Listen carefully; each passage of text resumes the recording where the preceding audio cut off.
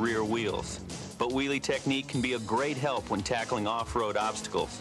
Probably, though, you'll just want a wheelie for fun.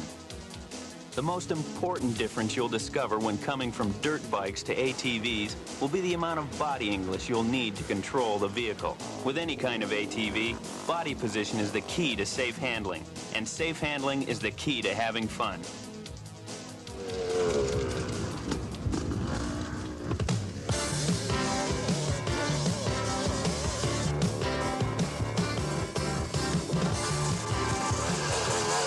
Wheelies not only look spectacular, but are an effective way to handle obstacles in both motocross and general off-road riding. Let's start with some basic wheelie technique. One of the best ways to learn how to loft the front end is by practicing first on a hill. When you're on an incline, it's easier to lift the front wheel than when you're on flat ground. Of course, leave it to Larry Rosser to pick this mountain as his practice hill.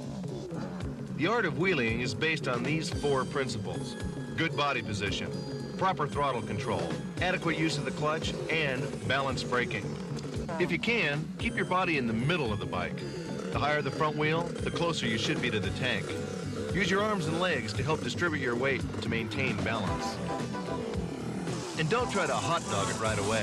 One false move and you might lose it. For pros and beginners, equilibrium is everything. Throttle control is equally important. Practice giving it just enough gas so that you can keep the front end up without going over backwards. And feather the clutch to stay in the power band. The most crucial part of wheeling is careful use of the rear brake. Don't use the front brake. The rear brake is the only thing that keeps you from looping out. Now, take those wheelie basics and head to the racetrack. With the power wheelie out of a turn, first rail out of the corner, snap the clutch, then pin the throttle to the stops. Keep the front end light so that only the rear wheel touches the track. If there's a whoop section after the corner, loft the front wheel and let the rear wheel skip over the bumps. The result is both smoother and faster. In general off-road riding, wheelies will help you get over obstacles like ledges. When crossing unexpected gullies, keep the front wheel high, pull back on the bars, flip the throttle and unload by standing up. And remember to keep your speed up on approach. Sometimes you can use a power wheelie to get across ruts and ditches. Speed is essential. Even on a drop-off, keep the front high to avoid into-ing. Wheelies are also effective in clearing logs and bushes. Just loft up and over. A lot of riders like to wheelie across water, but we found that a high-speed assault can be much easier and drier. But watch out for hidden obstacles.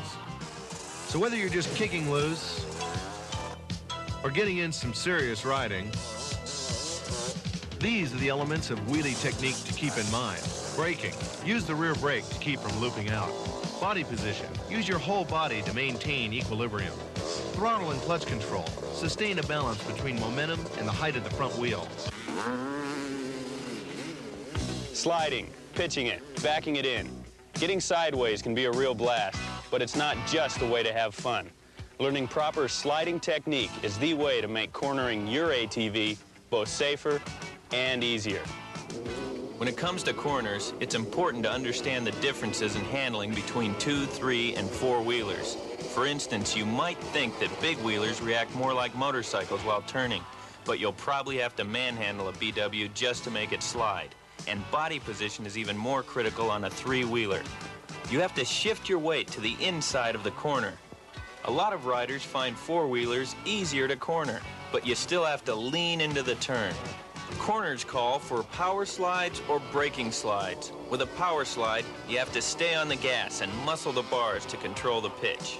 On a 3-wheeler, get off the seat and shift your weight well to the inside to keep the rear wheels down. And if you start to high side, roll off the throttle before things get out of hand.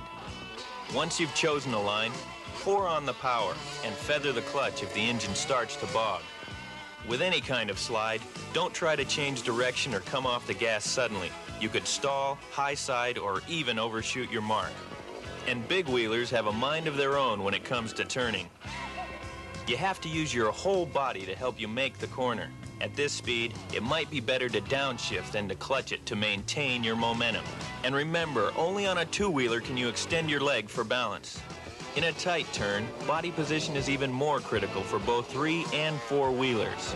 3-wheelers should weight the outside peg while still leaning hard to the inside, because if you don't shift your weight, the bike will spit you off. The same goes for a four-wheeler, especially in a rut-infested uphill corner like this one. To brake slide, first clutch it and downshift to avoid stalling. Give it some throttle and use the rear brake to slow you down, then pop the clutch and gas it. Four-wheelers often have a tendency to spin out. Use the clutch and front brake to maintain control. BWs and three-wheelers can use the front brake on approach, but they should only use the rear brake when turning. Front braking cuts into your momentum and inhibits your sliding power. You could wash out, nosedive, or even stall. As you know, races can be won or lost in the corner. When you're in the lead, you can shut the door on your opponent by sliding right into his line. Or, in this case, the leader takes the inside going in, then blocks the faster outside line. This forces the other rider to spin out when he tries to avoid a collision. So whether you're on a two, three, or four-wheeler, concentrate on clutch and throttle control with a power slide and good body position with a braking slide. And if you can, try practicing on sand. Mastering these techniques will help you get sideways only when you want to get sideways.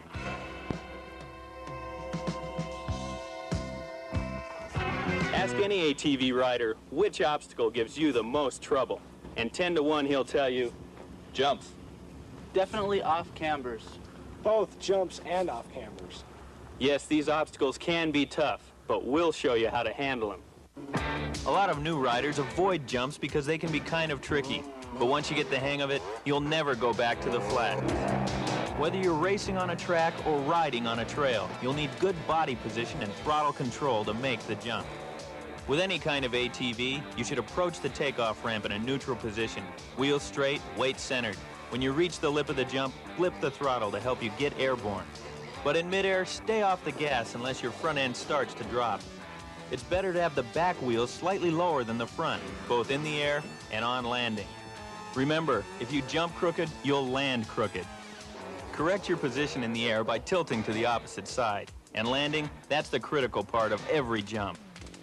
Big wheelers, be prepared for turbulence. These babies bounce. Three-wheelers, make sure that both rear tires hit at the same time. If not, you'll endo or high side. Watch how you land on four-wheelers. Their weight is more central, but you can still flip.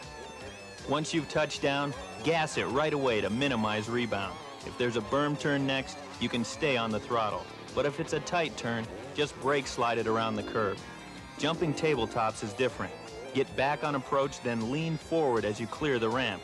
Try to land level with the downward slope.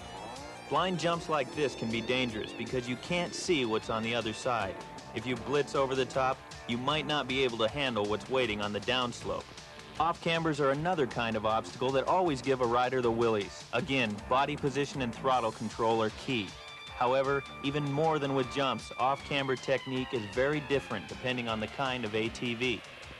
Big wheel riders should lean into the hill, holding the bike out and away from the slope. Your rear tire can lose traction and slip downhill, so don't gas it suddenly or go too slow either. Keep a steady speed and extend your leg for balance. With three-wheelers, body English is everything. Don't be afraid to shift to the inside as far as you can. Weight both the rear wheel and the foot peg. Too much gas or not enough leaning and your tires will slip. Regain control by turning the front wheel slightly uphill. Quads have the fourth wheel advantage that keeps the bike more in line with the slant. Although the weight bias is central, you still have to shift your body sideways to keep you tracking straight. And too much throttle can get four-wheelers spinning donuts too. So whether you're in the air or on the ground, be sure to use body position and throttle control if you want to stay on course. Hills are the kind of obstacle everyone wants to take on. There's just something about a hill that's naturally challenging. The steeper, the rockier, the ruddier it is, the more satisfied you feel when you make it to the top. There are no hard, fast rules about hill climbing. Every hill is different, but there are some basic tricks.